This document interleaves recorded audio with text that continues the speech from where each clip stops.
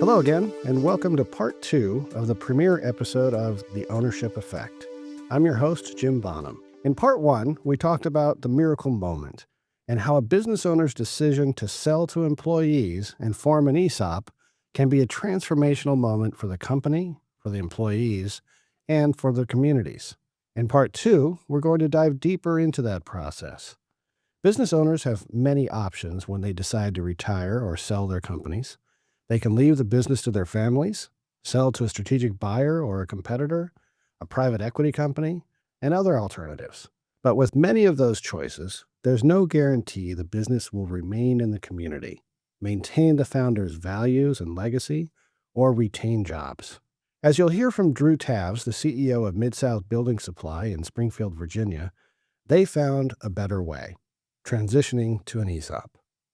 Drew's going to walk us through the miracle moment at Mid-South Building Supply and really get into the decision-making of the company's leadership when they decided to form their ESOP.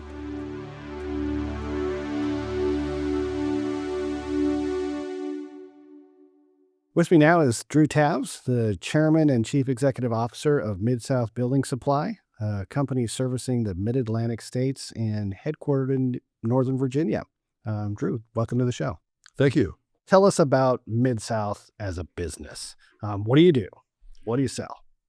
We're a wholesale distributor. I would say we're also a very large contracting company. A big piece of our business is installing cabinetry for builders.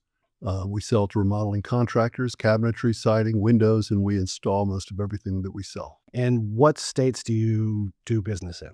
Virginia, Maryland, and a little bit in Pennsylvania. How many employees do you have? We have 165 employees. We have 5 branches and 4 remote locations that are kitchen showrooms. And when was Mid-South Building Supply first founded?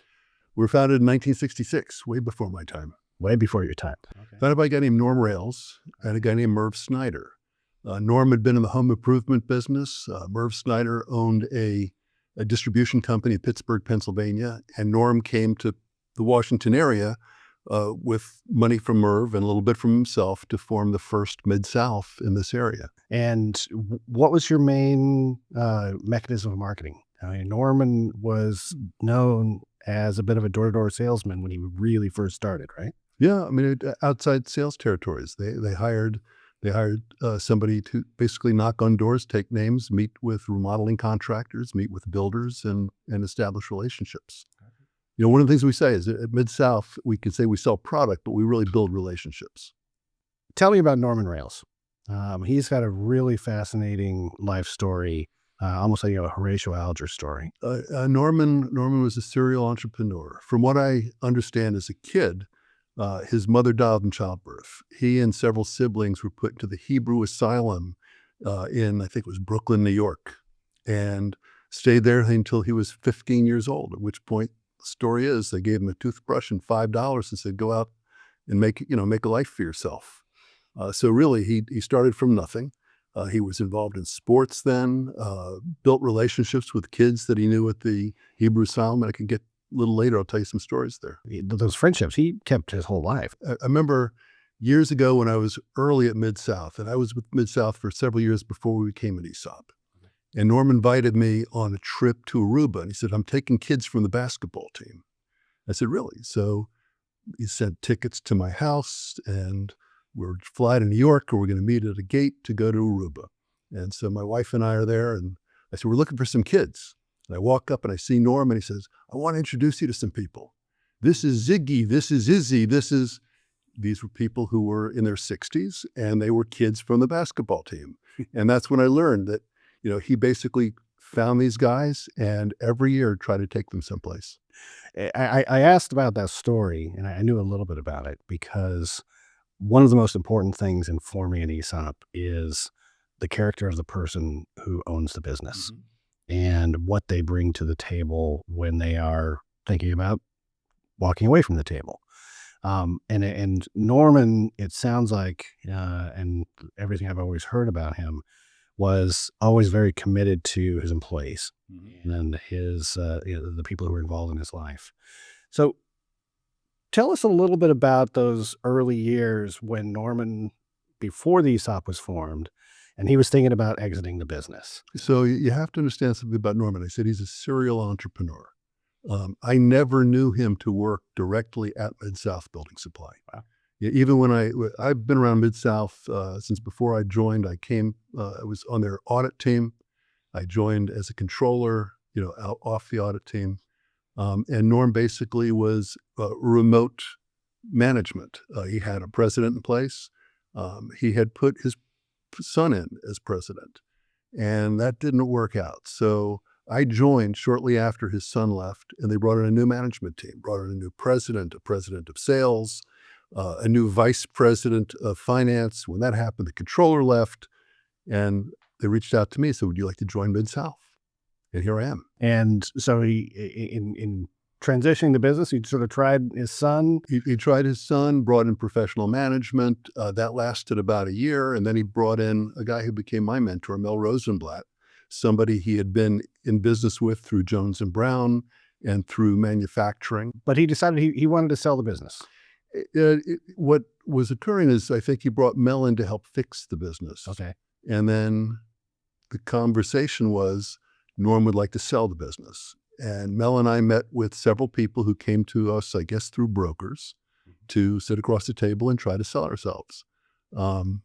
Nothing really came of it. Norm had an idea of what he wanted. He says, I want $7.3 million. Okay. He had a valuation in mind. Valuation in mind. And a story of how the ESOP came about. I was looking for a credit manager. I went to a credit manager's meeting. So I'm at a luncheon. And we're going around the table, and people are saying, what their company's like, who owns their company. I met a guy from Allied Plywood. I said, who owns your company? He says, we do. I said, what do you mean we do? We're an ESOP company. And so talked a little bit to him, came back, researched ESOPs a little bit, and then called him and said, I'd like to talk to the person who helped you put the ESOP together. And he put us together with a guy named Norman Kurland. Yeah, and the challenge, of course, is that most workers don't have capital to buy into a business. Yes. So how does the ESOP solve that problem? The employees only put in sweat equity. So the contributions to the ESOP are made by the company. The purchase of the ESOP basically is the responsibility of the company. And the repurchase of shares, repurchase obligations, ultimately the responsibility of the company. So if the company survives and it does well, then everybody does well. So you went to this credit conference. Yes. You met these guys from Allied Plywood. They said, hey, we're owners.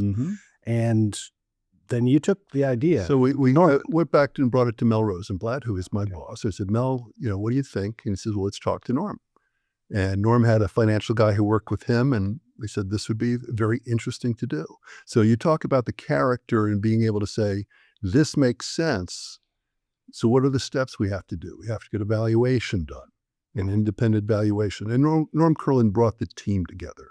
Ron Ludwig, who was probably one of the foremost ESOP attorneys of the time. Actually, he used to be the ESOP attorney for the ESOP Association. He kind of drew up documents. We had an independent valuation done. So the key was we understood what the ESOP would be, and then it took the funding. And Norm brought the bank to us. And Norm basically said, look, here's the deal. I'm going to sell the company. Here's the number. The valuation works, so we can make it work. I'm going to guarantee the debt.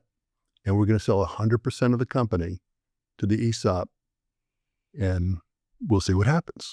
Now, that's something that a lot of people don't understand about ESOP companies. In fact, you'll even hear some founders say, well, I gave the company to my employees. But that's not really true.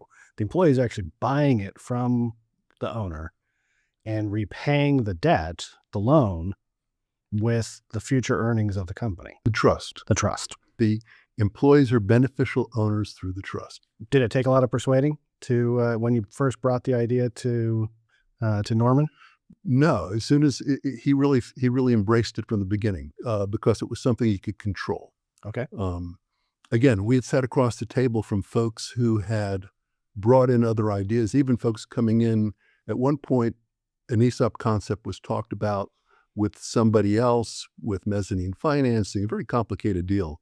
But this he controlled. So if we didn't make it happen, he could go back, reach back in and take the company back. Right. Now, also, he didn't get something for nothing. So for the guarantee, we paid him $100,000 a year consulting fee. Okay. And the goal was, that was a lot of money back then. Sure. And the goal was, the consulting fee ends when you get me off the debt. How long did that take? Well, we ran into an interesting situation. Several years, 5 years into the ESOP, we were approached by a public company that said, we're expanding in this type of market. We would like to buy Mid-South. It was a really not for sale, an ESOP company. And we talked about perhaps putting a branch together and doing something together. And they said, how about selling a minority interest in the company? And we thought about it. And we sold a 30% minority interest to a company called Bird Incorporated. They were a public company. They were a manufacturer of siding and roofing. And they became the 30% owner of Mid-South. And before we did this, we had a vote from the employees. We did a presentation of why this would help, what it would do in terms of debt service, cutting interest costs, et cetera, and getting rid of the $100,000 a year. Right. So they were great partners, and they stayed with us from 91 for probably 5 years, and then they began to have problems. And so we flew up to Boston and bought our shares back for 35 cents on the dollar. I became 100% employee-owned again. And since then, how many times has the trust bought the company? We just looked at that. So we bought the company for $7.3 million, and we have paid out $45 million so far. Wow. So 7 to 8 times. Yeah. Over. Yeah. And now that's significant, right? Because what that represents in terms of the difference between a privately held company owned by an individual or a group of owners versus an ESOP, a family-owned business, it'll turn over once in a generation? Yeah. Or even less. Yeah. But your company has turned over 7 times. $45 million has gone out to former and existing shareholders. What does that do to your company? What does that do to the culture? I think it drives home ownership. When the first people get cash out of the ESOP, it becomes real. It's one thing to get a certificate year after year, and you see, I remember when we formed the ESOP, and I asked Norm Curland, I said, look, we've been at this for 2 years, and I'm not getting any enthusiasm from my employees. Matter of fact, when we first brought it to all of the 35 people who existed at the time when we first bought the company, they looked at us like we were crazy. What do you mean saddling us with debt? We're going to go out of business, et cetera. So there's a lot of fear that went along with it. And the conversation was, when they get to the point that they take a look at their certificate and it approaches a year of income, it becomes very real. And then when it begins to be a multiple of earnings, it becomes very real. And then the first time somebody tastes it, it becomes real. And so we also realized that it's one thing to have share ownership, that you get a reward later in life. But we also realized we needed a plan in place that would share profits during the year. So we created 2 bonus plans, what I'll call a dividend plan based upon your account value. So folks who are here for longer would get more. Right. And if you hit certain goals, you'd say distribute $30,000 a month, and they would get their pro rata share. Then if you hit another loftier goal, you take the same $30,000 and divide it equally. How do you think being an ESOP changes your perspective as the leader, a CEO of the business? What do you think about that you don't think other CEOs think about? Hopefully nothing.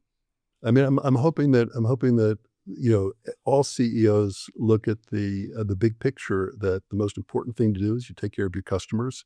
Your customers will take care of you, and you'll build a company to be profitable. Certainly we understand the impact it has on people. The other thing that I would say that maybe they don't have to think about is, what do you have to do to make sure that you have the repurchase obligation covered? Because that's the ghost that sits on the shoulder of every ESOP company. Explain what that is, the repurchase obligation. Everyone earns shares over time. At some point, you're going to have to buy those shares from that employee. And, typically it's death, disability, retirement, or diversification. When somebody diversifies at age 56, they can take 25% out, and that's a mandatory put. So you have to have the cash to be able to do that. Again, at 61, mandatory put. And then we built into our plan that when someone reaches retirement age, they can begin their retirement distributions. and still be employed. So all of these things play into it. So to analogize it to like a family-owned business where, the business is still privately owned, it would be like, all right, Dad and Uncle Tom and Aunt Susie all have shares in the company, and Uncle Tom, he's ready to retire, and he wants to exit. The rest of the company has Where's the cash? where's the cash to Where's the buy cash? Uncle Tom out of the company. Yeah. So it's not, terrible. It's not entirely unique. Well, you also in privately held businesses too. You have estate taxes to worry about too at given points in time in our history. That's right. So, and where does the cash come from? Right. So you have to manage your cash liberatively. Now, there are some benefits clearly for being an ESOP in terms of the way that you're taxed. So, back in, I guess it was 1997, I got a phone call at home from Ron Ludwig, who's our attorney. He says, "Drew, sitting on President Clinton's desk right now is a bill that would allow a subchapter S corporation to be an ESOP." So what does that mean? Began playing around, how an S corp is taxed. Yes. So long and short, if you're an S corp ESOP, when the company makes money, the K-1 rolls over to the trust, and the trusts don't pay taxes. So basically, we've gotten away without having to pay federal tax for quite a number of years. What that does is that allows more money to funnel into the company and to continue to grow the business. Ultimately, Uncle Sam gets theirs, because when it comes to all of us, it gets taxed at ordinary income rates. Yeah, it is. So if Norm were around today, what do you think he would think about Mid-South Buildings? He'd be very proud. Yeah. He'd be very proud. Again, he took care of the people who worked with him at a variety of companies. So when I knew him, he was, he owned Mid-South Building Supply. He was involved in Kenwood Financial. One of the things that when Mel Rosenblatt first joined us is Norm said, "Look, I'd like to get involved in other companies, and I'd like you to go hire your replacement." So I was controller. I hired a new controller, and Mel and I went on to take a little bit of Norm's seed money and create a couple of other companies. And of them, 3 of them became ESOPs. If there's any one maybe elevator pitch you would make to a business owner who is, part of the silver tsunami that we talk about, the wave of retiring business owners who are, the baby boomers who need to come up with an exit strategy, what would be your elevator pitch for them to consider forming an ESOP? I guess it would be, how did you get here? Who helped you get here? And you want to take care of the people who helped you get here. All right. Well, we've been here with Drew Tavss, the CEO of Mid-South Building Supply. Thank you so much for joining us. A terrific company. If you live in the Washington metropolitan area or the mid-Atlantic states, Pennsylvania, Maryland, Virginia, D.C., check them out. They're a great company. If you're contemplating an ESOP and you want some more information, feel free to call too. All right. Thank you, Drew. Thanks for joining us today. You got it. Thanks for listening to The Ownership Effect. I hope after these first episodes, you have a better understanding of employee ownership and ESOPs in America, and the power of employee ownership to build and retain wealth for our companies, employees, and communities. Join us for future episodes on The Ownership Effect as we take you on a journey to discover what makes ESOPs so special, why employees love working at their companies, and how elected officials in Washington can help significantly expand employee ownership in America. Thanks for listening, and please remember to subscribe, like, and rate us wherever you get your favorite podcasts and our YouTube channel. We'll see you next time on The Ownership Effect.